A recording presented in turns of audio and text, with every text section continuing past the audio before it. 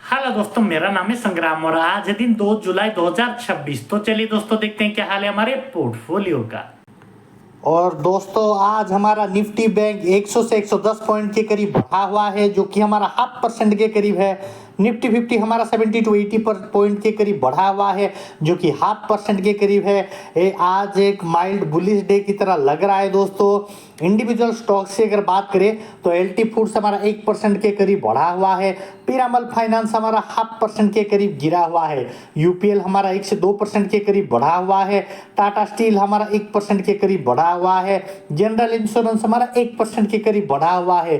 PFC हमारा 0.5% के करीब गिरा हुआ है। टाटा मोटर कमर्शियल व्हीकल 0.5% के करीब बढ़ा हुआ है। टाटा मोटर पैसेंजर व्हीकल 0.5% के करीब बढ़ा हुआ है। वेदांत हमारा 1% के करीब बढ़ा हुआ है। वेदांत स्टील हमारा 9 से 10% के करीब बढ़ा हुआ है। वेदांत पावर 3 से 4% के करीब बढ़ा हुआ है। और वेदांत एल्यूमिना हमारा 1 से 2% के करीब बढ़ा हुआ है। वेदांत ऑयल एंड गैस हमारा 5 टू 6% के करीब बढ़ा हुआ है दोस्तों। तो चलिए दोस्तों, देख लेते हैं क्या प्रॉफिट बुकिंग करने जैसा कुछ है हमारे पास। तो यहाँ पर दोस्तों, जैसे कि आप सबको पता ही है, ये मेरा स्विंग ट्रेड का पोर्टफोलियो है, जो कि 2 टू 3% के करीब गिरा हुआ है। 5 टू 6,000 के करीब ये गिरा हुआ है दोस्तों। इंडिविजुअल स्टॉक की अगर बात करें तो LIC हाउसिंग फाइनेंस हमारा 0.5% के करीब गिरा हुआ है, जो कि 100 टू 200 के करीब है। पीएफसी हमारा 4 टू 5% के करीब गिरा हुआ है, जो कि 6 टू 7,000 के करीब है। रेक लिमिटेड हमारा 2 टू 3% के करीब बढ़ा हुआ है, जो कि 1 टू 2,000 के करीब है दोस्तों। तो हमें और थोड़ा वेट करना पड़ेगा दोस्तों। निफ्टी अगले कुछ दिनों में अच्छा खासा अपसाइड का मोमेंटम दे देगा, तब जाकर हमें कोई अच्छा खासा बड़ा मुनाफा बुक करने को मिल सकता है दोस्तों। हाल फिलहाल के लिए इसको एज इट इज छोड़ के हमें थोड़ा पेशेंस के साथ वेट करना पड़ेगा। तो चलिए दोस्तों, इसको एज इट इज छोड़ देते हैं और आगे बढ़ते हैं। हमारा अगला वाला पोर्टफोलियो क्या कहता है।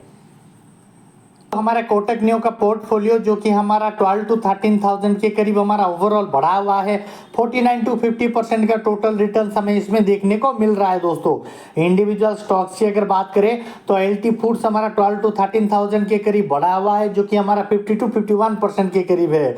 और यहाँ पर दोस्तों हमारा विम्प्लास्ट अभी मर्जर डिक्लेयर हुआ है हमारा सेलो वर्ल्ड के साथ, इसीलिए हाल फिलहाल के लिए स्टॉक अभी गायब है। जब हमारा पूरी तरीके से ये मर्जर कंप्लीट हो जाएगा नए वैल्यूएशन के साथ, तो हमारा विम्प्लास्ट वापस आ जाएगा दोस्तों। शायद मर्जर की वजह से इसका वैल्यूएशन थोड़ा हाई हो जाए और हमें कुछ अच्छा खासा बड़ा मुनाफा देखने को मिल सकता है दोस्तों। हाल फिलहाल के लिए इसको एजिटिव छोड़ देते हैं और आगे बढ़ते हैं। हमारा अगला वाला पोर्टफोलियो क्या कहता है।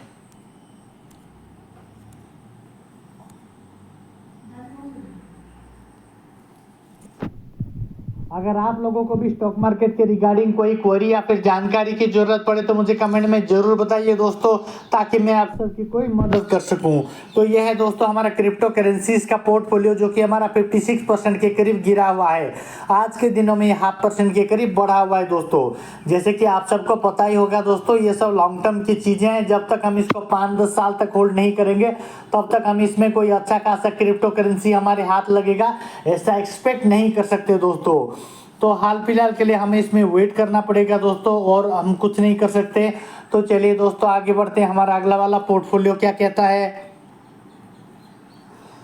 तो यह है दोस्तों हमारा ग्रो का पोजिशनल ट्रेड वाला अकाउंट, जिसमें हमारा ओवरऑल देखा जाए तो 2 टू 3% के करीब ये गिरा हुआ है। 13 टू 14,000 के करीब ये गिरा हुआ है दोस्तों। आज के दिनों में 0.5% के करीब ये गिरा हुआ है, 2 टू 3,000 के करीब। इंडिविजुअल स्टॉक्स की अगर बात करें तो रेक लिमिटेड हमारा 13 टू 14,000 के करीब गिरा हुआ है, जो कि हमारा 2 टू 3% के करीब है। पीएफसी हमारा 0.5% के करीब बढ़ा हुआ है दोस्तों, जो कि हमारा 200 टू 300 के करीब है। ये जल्दी हमारा पॉजिटिव में आने वाला है दोस्तों। टोटल पोर्टफोलियो पॉजिटिव में आने वाला है, डरने की कोई बात नहीं है दोस्तों। निफ्टी अगले कुछ दिनों में जब अच्छा खासा अपसाइड का मोमेंटम दे देगा, हम इसमें अच्छा खासा बड़ा मुनाफा बुक कर लेंगे दोस्तों। तो चलिए दोस्तों, देखते हैं हमारा म्यूचुअल फंड्स का क्या हाल है। म्यूचुअल फंड्स की अगर बात करें तो दोस्तों हमारा 1 डे रिटर्न में 5 टू 6,000 के करीब ये बढ़ा हुआ है। टोटल रिटर्न में 84 टू 85,000 के करीब बढ़ा हुआ है, जो कि 6 टू 7% के करीब है। इसका XIRR पॉजिटिव में आ गया है दोस्तों। 4.67% का पॉजिटिव XIRR हमें देखने को मिल रहा है दोस्तों। तो की बात करें तो 14,14,000 के करीब हमारा ये बढ़ा हुआ है दोस्तों। तो ये है हमारा म्यूचुअल फंड दोस्तों, जो कि हमारा हाल फिलहाल के लिए कोई एडजस्टमेंट करने की जरूरत नहीं है दोस्तों।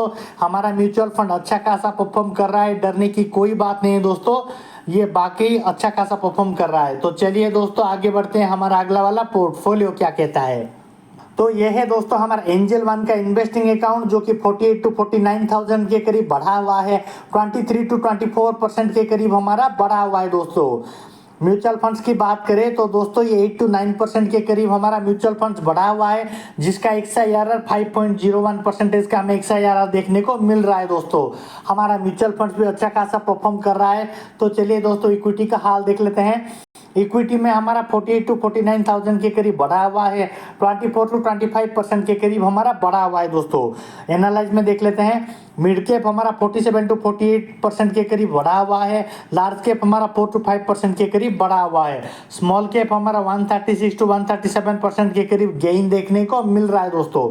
सेक्टर वाइज देख लेते हैं, फाइनेंस और हाउसिंग हमारा 140 to 141% के करीब बढ़ा हुआ है, ऑटोमोबाइल और ट्रक्स हमारा 75 to 76% के करीब बढ़ा हुआ है, ऑटोमोबाइल और पैसेंजर कार्स हमारा 35 to 36% के करीब लॉसेस में देखने को मिल रहा है, स्टील और आयरन हमारा 17 to 18% के करीब गेन देखने को मिल रहा है, पेस्टिसाइड और एग्रोकेमिकल 6 to 7% के करीब गेन देखने को मिल रहा है, पेस्टिसाइड और एग्रोकेमिकल 6 to 7% के करीब गेन देखने को मिल रहा है, अदर्स हमारा 13 to 14% के करीब गेन देखने को मिल रहा है, जिसमें हमारा फाइनेंस और NBFC 0.5% के करीब गिरा हुआ है, एल्यूमिनियम हमारा 1134 to 1135% के करीब बढ़ा हुआ है, मेटल हमारा 1 to 2% के करीब बढ़ा हुआ है, पावर जनरेशन हमारा 29 to 30% के करीब गिरा हुआ है, मेटल और फ्यूरोस हमारा 19 to 20% के करीब बढ़ा हुआ है, ऑयल और रिफाइनरीज हमारा 63 to 64% के करीब गिरा हुआ है दोस्तों। तो चलिए दोस्तों इंडिविजुअल स्टॉक्स का हाल देख लेते हैं।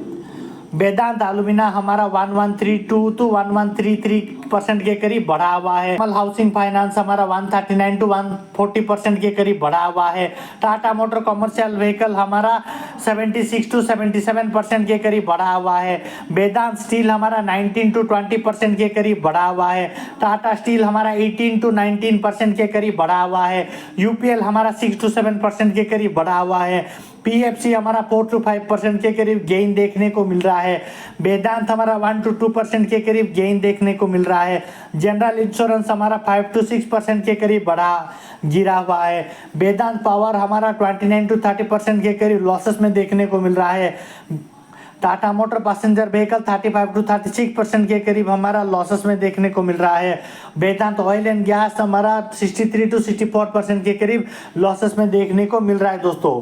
तो हाल फिलहाल के लिए हमारा इक्विटी अच्छा खासा परफॉर्म कर रहा है, डरने की कोई बात नहीं है दोस्तों। तो चलिए दोस्तों मिलते हैं हम हमारे अगले वाले एपिसोड कल में।